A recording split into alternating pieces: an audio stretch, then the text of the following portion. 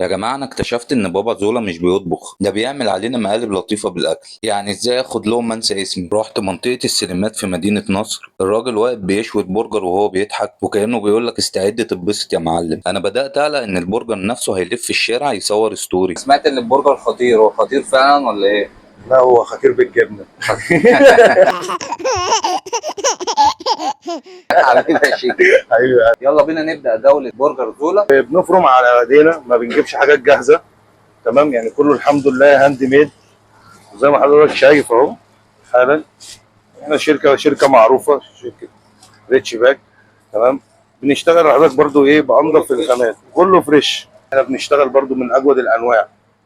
تمام، ما بنشتغلش اي حاجه تانيه. وحضرتك طبعا لما تيجي كمان تجرب معانا هتشوف التيست، هتلاقي التيست مختلف تمام عن اي تيست الطبيعه.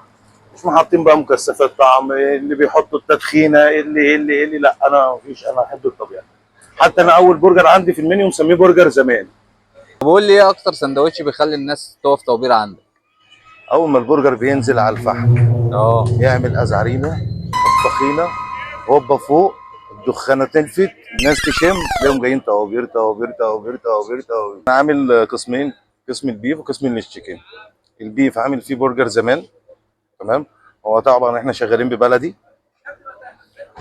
واهم حاجه اللي احنا بنختار الماتيريال اللي بنشتغل بيه. لفت نظري حاجة غريبة جدا، كل حاجة بيعمل لها تيست طبيعي، يعني مفيش ولا بهار مصنع ولا إضافات غريبة. الراجل واقف يطمن على كل لقمة بنفسه. قبل ما أمشي قال لي استنى عندي ليك قنبلة. لسه في سندوتش نازل جديد، كفتة في عيش التورتيلا، واخدة البواظ، البقدونس، البصل، الفلفل الأسود. تمام، ورشة الطحينة الجميلة، لقمة كلاسيك خالص، تلف رول تنزل على الجريل تستستر، تطلع بسم الله ما شاء الله، ألف هنا والشفا. قلت اجرب الاختراع الجميل ده، كفته مشويه لسه طالعه من على الجريل محطوطه في عيش تورتيلا معمول صح. وقلت اجرب الحركه اللي بعملها دايما، زودت بطاطس من جوه. اول قطمه الكفته طريه ومتبله، التورتيلا نفسها ناعمه تديك ماسكه خفيفه وفي نفس الوقت تشيل كل اللي جوه. والطعم من غير ما تقع منك، طعم يخليك تسكت ثانيتين كده وتفكر. الله ينور عليك يا زولا، تسلم ايدك.